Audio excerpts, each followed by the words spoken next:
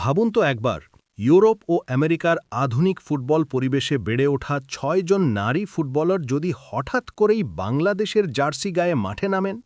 ঠিক এমনই এক দারুণ সুখবর এখন ঘুরছে বাংলাদেশ ফুটবল অঙ্গনে।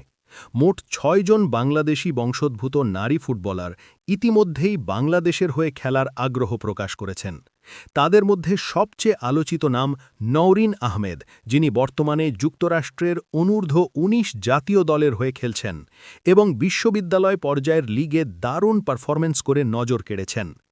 আরও চমকপ্রদ বিষয় হল, নওরিনের দুই বোন নাদিয়া আহমেদ ও আভা আহমেদও ফুটবলের সঙ্গে জড়িত এবং তারাও বাংলাদেশের হয়ে খেলতে চান।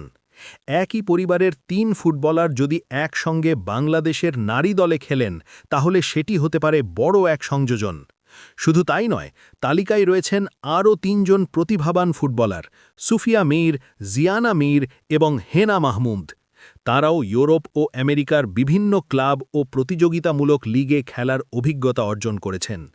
ফুটবল বিশ্লেষকদের মতে, এই ৬ জন ফুটবলার ভবিষ্যতে জাতীয় দলে যুক্ত হলে বাংলাদেশের নারী ফুটবল আন্তর্জাতিক পর্যায়ে আরও শক্তিশালী হয়ে উঠতে পারে।